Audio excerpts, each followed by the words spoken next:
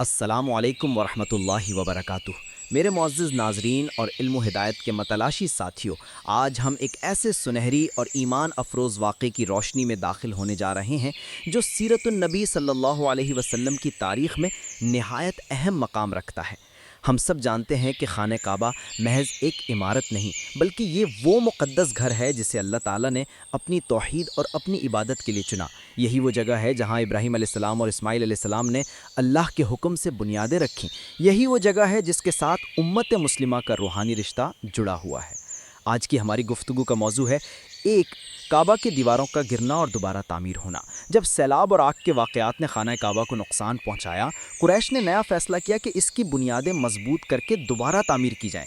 اس موقع پر 3 حیرت انگیز تحریریں ملیں جن میں اللہ تعالیٰ کی طرف سے مکہ کی عظمت، برکت اور آنے والے وقتوں کی بشارت لکھی گئی تھی۔ دوسرا، حجر اسود کا مسئلہ۔ جب خانہ کعبہ کی تعمیر مکمل ہوئی تو ایک سوال کھڑا ہو گیا، حجر اسود کو اپنی جگہ پر کون رکھے گا؟ ہر قبیلہ یہ شرف حاصل کرنا چاہتا تھا۔ معاملہ یہاں تک بڑھا کہ خون بہنے کا خطرہ پیدا ہو گیا، مگر اللہ کی قدرت کے دروازے سے سب سے پہلے وہ ہستی داخل ہوئیں جنہیں دنیا امین کے نام سے جانتی تھی، یعنی ہمارے پیارے نبی صلی اللہ علیہ وسلم۔ آپ صلی اللہ علیہ وسلم نے اپنی حکمت اور انصاف سے ایسا فیصلہ کیا کہ سب قبائل خوش ہو گئے اور جھگڑا ختم ہو گیا۔ پیارے ساتھیوں، یہ واقعات ہمیں یہ پیغام دیتے ہیں کہ ایمان اور اخلاص سے کیے گئے کام ہمیشہ اللہ کی مدد کے ساتھ ہوتے ہیں۔ انصاف اور حکمت سے فیصلے کرنے والے ہی اصل امین اور رہنما ہوتے ہیں، اور سب سے بڑھ کر یہ کہ اللہ تعالیٰ اپنے گھر اور اپنے دین کی حفاظت کے لیے ہمیشہ راستے کھول دیتا ہے۔ تو آئیے ہم اس ایمان افروز سفر میں شامل ہوتے ہیں اور سیرت النبی صلی اللہ علیہ وسلم کے ان روشن لمحات سے اپنی زندگی کے لیے روشنی اور رہنمائی حاصل کرتے ہیں۔ آپ صلی اللہ علیہ وسلم کی عمر 35 سال ہوئی تو مکہ میں زبردست سیلاب آیا۔ قریش نے سیلاب سے محفوظ رہنے کے لیے ایک بند بنا رکھا تھا، مگر یہ سیلاب اس قدر زبردست تھا کہ بند توڑ کر کعبے میں داخل ہو گیا۔ پانی کے زبردست ریلے اور پانی کے اندر جمع ہونے کی وجہ سے کعبے کی دیواروں میں شگاف پڑ گئے۔ اس سے پہلے ایک مرتبہ یہ دیواریں آگ لگ جانے کی وجہ سے کمزور ہو چکی تھیں، اور یہ واقعہ اس طرح ہوا تھا کہ ایک مرتبہ کوئی عورت کعبے کو دھونی دے رہی تھی کہ اس آگ میں سے ایک چنگاری اڑ کر کعبے کے پردوں تک پہنچ گئی۔ اس سے پردوں کو آگ لگ گئی اور دیواریں تک جل گئیں۔ اس طرح دیواریں بہت کمزور ہو گئی تھیں۔ یہی وجہ تھی کہ سیلاب نے ان کو کمزور دیواروں میں شگاف کر دیے۔ سیدنا ابراہیم علیہ السلام نے کعبے کی جو دیواریں اٹھائیں تھیں وہ 9 گز اونچی تھیں۔ ان پر چھت نہیں تھی۔ لوگ کعبے کے لیے نذرانے وغیرہ لاتے تھے۔ یہ نذرانے کپڑے اور خوشبوئیں وغیرہ ہوتی تھیں۔ کعبے کے اندر جو کنواں تھا، یہ سب نذرانے اس کنویں میں ڈال دیے جاتے تھے۔ کنواں اندرونی حصے میں دائیں طرف تھا۔ اس کو کعبے کا خزانہ کہا جاتا تھا۔ کعبے کے خزانے کو ایک مرتبہ ایک چور نے چرانے کی کوشش کی۔ چور کنویں ہی میں مر گیا۔ اس کے بعد اللہ تعالیٰ نے اس کی حفاظت کے لیے ایک سام کو مقرر کر دیا۔ یہ سام کنویں کی منڈیر پر بیٹھا رہتا تھا، کسی کو خزانے کے نزدیک نہیں آنے دیتا تھا۔ قریش بھی اس سے خوف زدہ رہتے تھے۔ اب جب کہ کعبے کی دیواروں میں شگاف پڑ گئے اور نئے سرے سے اس کی تعمیر کا مسئلہ پیش آیا تو اللہ تعالیٰ نے ایک پرندے کو بھیجا۔ وہ اس سام کو اٹھا لے گیا۔ البدایہ والنہایہ۔ یہ دیکھ کر قریش کے لوگ بہت خوش ہوئے۔ اب انہوں نے نئے سرے سے کعبے کی تعمیر کا فیصلہ کر لیا اور پروگرام بنایا کہ بنیادیں مضبوط بنا کر دیواروں کو زیادہ اونچا اٹھایا جائے۔ اس طرح دروازے کو بھی اونچا کر دیا جائے گا تاکہ کعبے میں کوئی داخل نہ ہو، صرف وہی شخص داخل ہو جسے وہ اجازت دیں۔ اب انہوں نے پتھر جمع کیے۔ ہر قبیلہ اپنے حصے کے پتھر الگ جمع کر رہا تھا۔ چندہ بھی جمع کیا گیا۔ چندے میں انہوں نے پاک کمائی دی، ناپاک کمائی نہیں دی۔ مثلاً طوائفوں کی آمدنی، سود کی کمائی، دوسروں کا مال غصب کر کے حاصل کی گئی دولت چندے میں نہیں دی، اور پاک کمائی انہوں نے بلا وجہ نہیں دی تھی۔ ایک خاص واقعہ پیش آیا تھا جس سے وہ اس نتیجے پر پہنچے تھے کہ اس کام میں صرف پاک کمائی لگائی جائے گی۔ وہ واقعہ یوں تھا، ایک قریشی سردار ابو وہب عمرو بن عابد نے جب یہ کام شروع کرنے کے لیے ایک پتھر اٹھایا تو پتھر اس کے ہاتھ سے نکل کر پھر اسی جگہ پہنچ گیا جہاں سے اسے اٹھایا گیا تھا۔ اس پر قریش حیران و پریشان ہوئے۔ آخر خود وہب کڑا ہوا اور بولا، اے گروہ قریش، کعبے کی بنیادوں میں سوائے پاک مال کے کوئی دوسرا مال شامل مت کرنا۔ بیت اللہ کی تعمیر میں کسی بدکار عورت کی کمائی، سود کی کمائی یا زبردستی حاصل کی گئی دولت ہرگز شامل نہ کرنا۔ یہ وہب نبی کریم صلی اللہ علیہ وسلم کے والد حضرت عبداللہ کا ماموں تھا اور اپنی قوم میں ایک شریف آدمی تھا۔ جب قریش کے لوگ کعبے کی تعمیر کے لیے پتھر ڈھو رہے تھے تو ان کے ساتھ نبی کریم صلی اللہ علیہ وسلم بھی پتھر ڈھونے میں شریک تھے۔ آپ پتھر اپنے گردن پر رکھ کر لا رہے تھے۔ تعمیر شروع کرنے سے پہلے قریش کے لوگوں نے خوف محسوس کیا کہ دیواریں گرانے سے کہیں ان پر کوئی مصیبت نہ نازل ہو جائے۔ آخر ایک سردار ولید بن مغیرہ نے کہا، کعبے کی دیواریں گرانے سے تمہارا ارادہ اصلاح اور مرمت کا ہے یا اس کو خراب کرنے کا؟ جواب میں لوگوں نے کہا، ظاہر ہے ہم تو مرمت اور اصلاح چاہتے ہیں۔ یہ سن کر ولید نے کہا، تب پھر سمجھ لو اللہ تعالیٰ اصلاح کرنے والوں کو برباد نہیں کرتا۔ پھر ولید ہی نے گرانے کے کام کی ابتدا کی، لیکن اس نے بھی صرف ایک حصہ ہی گرایا تاکہ معلوم ہو جائے کہ ان پر کوئی تباہی تو نہیں آتی۔ جب وہ رات خیریت سے گزر گئی تب دوسرے دن سب لوگ اس کے ساتھ شریک ہو گئے اور پوری عمارت گرا دی، یہاں تک کہ اس کی بنیاد تک پہنچ گئے۔ یہ بنیاد ابراہیم علیہ السلام کے ہاتھ کی رکھی ہوئی تھی۔ حضرت ابراہیم علیہ السلام نے بنیادوں میں سبز رنگ کے پتھر رکھے تھے۔ یہ پتھر اونٹ کے کوہان کی طرح کے تھے اور ایک دوسرے سے جڑے ہوئے تھے۔ ان لوگوں کے لیے ان کو توڑنا بہت مشکل کام ثابت ہوا۔ دائیں کونے کے نیچے سے قریش کو ایک تحریر ملی۔ وہ تحریر سریانی زبان میں لکھی ہوئی تھی۔ انہیں سریانی زبان نہیں آتی تھی۔ آخر ایک یہودی کو تلاش کر کے لایا گیا۔ اس نے وہ تحریر پڑھ کر انہیں سنائی۔ تحریر یہ تھی، میں اللہ ہوں، مکہ کا مالک، جس کو میں نے اس دن پیدا کیا جس دن میں نے آسمانوں اور زمین کو پیدا کیا، جس دن میں نے سورج اور چاند بنائے۔ میں نے اس کو یعنی مکہ کو 7 فرشتوں کے ذریعے گھیر دیا ہے۔ اس کی عظمت اس وقت تک ختم نہیں ہوگی جب تک کہ اس کے دونوں طرف پہاڑ موجود ہیں۔ ان پہاڑوں سے مراد ایک تو ابو قیس پہاڑ ہے جو کہ صفا پہاڑی کے سامنے ہے، اور دوسرا کوہ قان پہاڑ ہے جو مکہ کے قریب ہے اور جس کا رخ ابو قیس پہاڑ کی طرف ہے۔ اور یہ شہر اپنے باشندوں کے لیے پانی اور دودھ کے لحاظ سے بہت برکت اور نفع والا ہے۔ یہ پہلی تحریر تھی۔ دوسری مقام ابراہیم سے ملی۔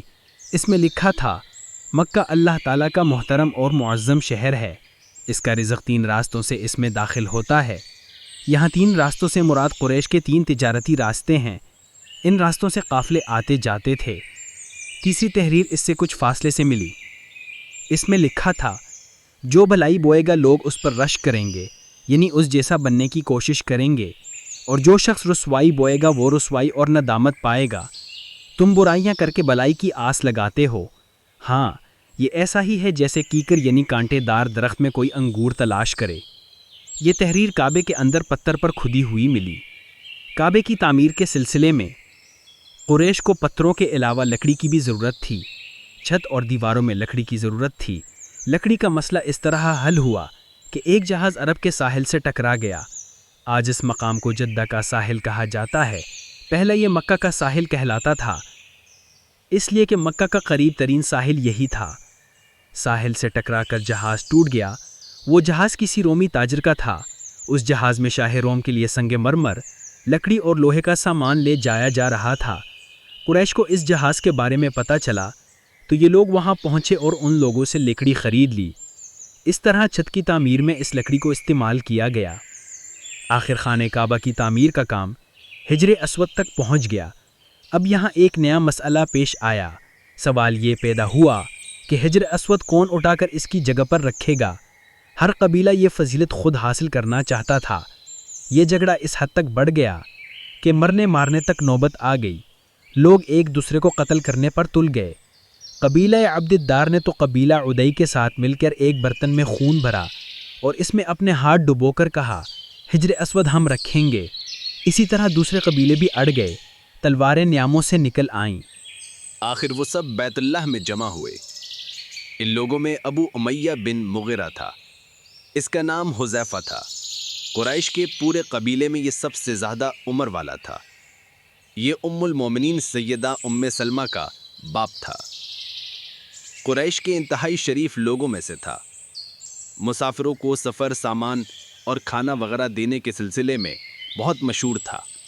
جب کبھی سفر کرتا تو اپنے ساتھیوں کے کھانے پینے کا سامان خود کرتا تھا۔ اس وقت اس شدید جھگڑے کو ختم کرنے کے لیے اس نے ایک حل پیش کیا۔ اس نے سب سے کہا، اے قریش کے لوگو، اپنا جھگڑا ختم کرنے کے لیے تم یوں کرو کہ حرم کے صفا نامی دروازے سے جو شخص سب سے پہلے داخل ہو اس سے فیصلہ کرا لو۔ وہ تمہارے درمیان جو فیصلہ کرے وہ سب اس کو مان لیں۔ یہ تجویز سب نے مان لی۔ آج اس دروازے کو باب السلام کہا جاتا ہے۔ یہ دروازہ رکن یمانی اور رکن اسود کے درمیانی حصے کے سامنے ہے۔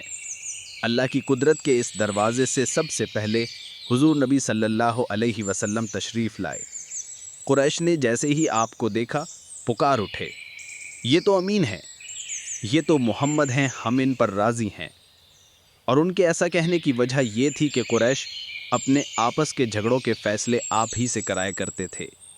آپ کسی کی بے جا حمایت نہیں کرتے تھے، نہ بلا وجہ کسی کی مخالفت کرتے تھے۔ پھر ان لوگوں نے اپنے جھگڑے کی تفصیل آپ کو سنائی۔ ساری تفصیل سن کر آپ نے فرمایا، ایک چادر لے آؤ۔ وہ لوگ چادر لے آئے۔ آپ نے اس چادر کو بچھایا اور اپنے دست مبارک سے حجر اسود کو اٹھا کر اس چادر پر رکھ دیا۔ اس کے بعد آپ نے ارشاد فرمایا، ہر قبیلے کے لوگ اس چادر کا ایک ایک کنارہ پکڑ لیں، پھر سب مل کر اس کو اٹھائیں۔ انہوں نے ایسا ہی کیا۔ چادر کو اٹھائے ہوئے وہ اس مقام تک آ گئے جہاں حجر اسود کو رکھنا تھا۔ اس کے بعد نبی اکرم صلی اللہ علیہ وسلم نے حجر اسود کو اٹھا کر اس کی جگہ رکھنا چاہا، لیکن عین اسی وقت ایک نجدی شخص آگے بڑھا اور تیز آواز میں بولا، بڑے تعجب کی بات ہے کہ آپ لوگوں نے ایک کم عمر نوجوان کو اپنا رہنما بنا لیا ہے، اس کی عزت افزائی میں لگ گئے ہو۔ یاد رکھو یہ شخص سب کو گروہوں میں تقسیم کر دے گا، تم لوگوں کو پارا پارا کر دے گا۔ قریب تھا کہ لوگوں میں اس کی باتوں سے ایک بار پھر جھگڑا ہو جائے، لیکن پھر خود ہی انہوں نے محسوس کر لیا کہ حضور صلی اللہ علیہ وسلم نے جو فیصلہ کیا ہے وہ لڑانے والا نہیں، لڑائی ختم کرنے والا ہے۔ چنانچہ حجر اسود کو نبی کریم صلی اللہ علیہ وسلم نے اپنے مبارک ہاتھوں سے اس کی جگہ پر رکھ دیا۔ مورخوں نے لکھا ہے یہ نجدی شخص دراصل ابلیس تھا جو اس موقع پر انسانی شکل میں آیا تھا۔ جب کعبے کی تعمیر مکمل ہو گئی تو قریش نے اپنے بتوں کو پھر سے اس میں سجا دیا۔ کعبے کی یہ تعمیر جو قریش نے کی چوتھی تعمیر تھی۔ سب سے پہلے کعبے کو فرشتوں نے بنایا تھا۔ بعض صحابہ نے فرمایا ہے کہ زمین اور آسمان کو پیدا کرنے سے پہلے اللہ تعالیٰ کا عرش پانی کے اوپر تھا۔ جب عرش کو پانی پر ہونے کی وجہ سے حرکت ہوئی تو اس پر یہ کلمہ لکھا گیا، لا الہ الا اللہ محمد رسول اللہ، اللہ تعالیٰ کے سوا کوئی معبود نہیں، محمد اللہ تعالیٰ کے رسول ہیں۔ اس کلمے کے لکھے جانے کے بعد عرش ساکن ہو گیا۔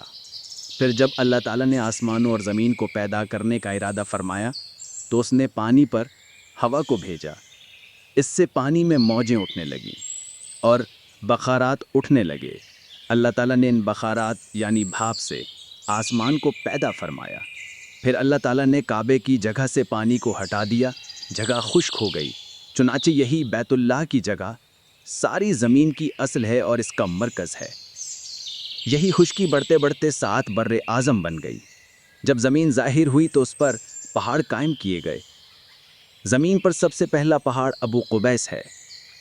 پھر اللہ تعالیٰ نے فرشتوں کو حکم فرمایا، زمین پر میرے نام کا ایک گھر بناؤ تاکہ آدم کی اولاد اس گھر کے ذریعے میری پناہ مانگے۔ انسان اس گھر کا طواف کریں جس طرح تم نے میرے عرش کے گرد طواف کیا تھا، تاکہ میں ان سے راضی ہو جاؤں۔ فرشتوں نے حکم کی تعمیل کی۔ پھر آدم علیہ السلام نے خانہ کعبہ کی تعمیر شروع کی۔ اس طرح قریش کے ہاتھوں یہ تعمیر چوتھی بار ہوئی تھی۔ حضور اکرم صلی اللہ علیہ وسلم کی عمر مبارک 40 سال کے قریب ہوئی تو وحی کے آثار شروع ہو گئے۔ اس سلسلے میں سب سے پہلے آپ کو سچے خواب دکھائی دینے لگے۔ آپ جو خواب دیکھتے وہ حقیقت بن کر سامنے آ جاتا۔ اللہ تعالیٰ نے سچے خوابوں کا سلسلہ اس لیے شروع کیا کہ اچانک فرشتے کی آمد سے کہیں آپ خوف زدہ نہ ہو جائیں۔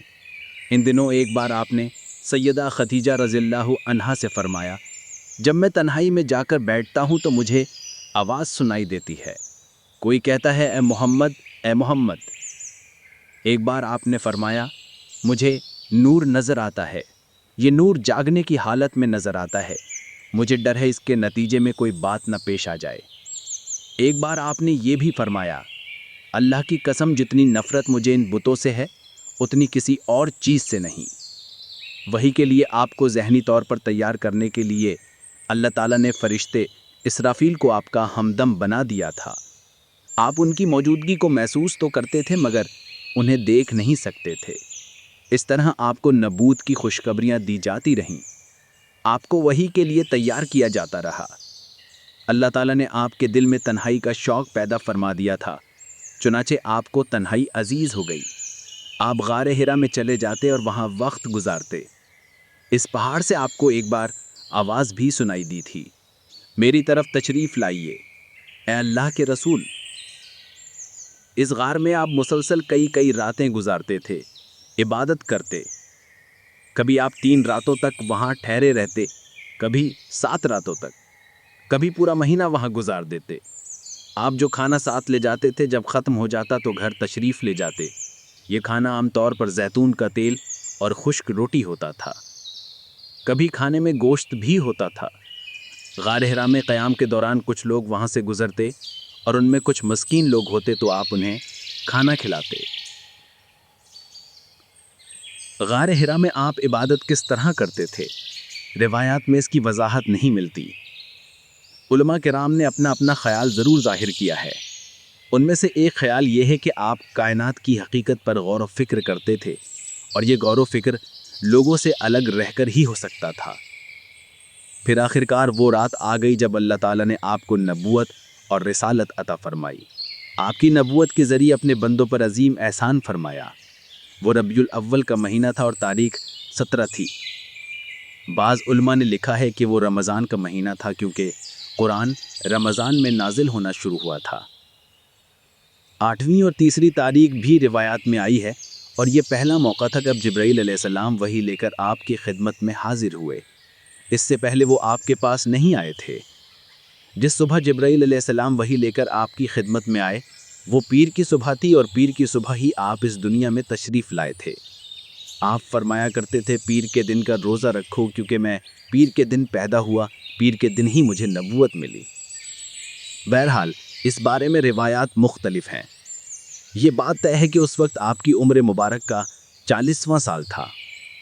آپ اس وقت نیند میں تھے کہ جبرائیل علیہ السلام تشریف لے آئے۔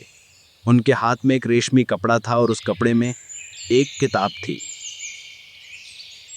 الحمدللہ ناظرین کرام، آج ہم نے سیرت النبی صلی اللہ علیہ وسلم کے ان ایمان افروز واقعات کو جانا جب قریش نے خانہ کعبہ کی دوبارہ تعمیر کی اور اللہ تعالیٰ کی قدرت سے 3 عظیم تحریریں ظاہر ہوئیں جن میں مکہ مکرمہ کی عظمت اور برکت کا اعلان تھا۔ ساتھ ہی ہم نے دیکھا کہ کس طرح حجر اسود کے مسئلے پر شدید اختلاف کے وقت ہمارے پیارے نبی محمد مصطفیٰ صلی اللہ علیہ وسلم نے اپنی حکمت و انصاف سے ایک ایسا فیصلہ فرمایا جس نے تمام قبائل کو متحد کر دیا اور خانہ کعبہ کی تعمیر خیر و برکت کے ساتھ مکمل ہوئی۔ یہ واقعات ہمیں یہ سبق دیتے ہیں کہ صرف پاکیزہ مال اور نیک نیتی سے کیا گیا کام اللہ تعالیٰ کے نزدیک قبول ہے۔ انصاف اور امانت داری ہی اصل قیادت کی بنیاد ہیں، اور اللہ تعالیٰ اپنے دین اور اپنے گھر کی حفاظت ایسے طریقوں سے فرماتا ہے جو انسان کے وہم و گمان میں بھی نہیں ہوتے۔ پیارے ناظرین، یہ تھا سیرت النبی صلی اللہ علیہ وسلم کا پارٹ 7۔ مزید تفصیل اور مکمل تسلسل جاننے کے لیے آپ ضرور میری پچھلی ویڈیوز پارٹ 1 تا پارٹ 6 دیکھیں تاکہ آپ کو مکمل تاریخی پس منظر سمجھ میں آئے۔ انشاءاللہ اگلی ویڈیو یعنی پارٹ 8 میں ہم آپ کو اس سے آگے کی ایمان افروز داستان سنائیں گے، جہاں سے وحی کے نزول اور نبوت کے آغاز کی تفصیلات سامنے آئیں گی۔ آخر میں دعا ہے کہ اللہ تعالی ہمیں سیرت النبی صلی اللہ علیہ وسلم سے حقیقی سبق سیکھنے اور اپنی زندگیوں میں نافذ کرنے کی توفیق عطا فرمائے۔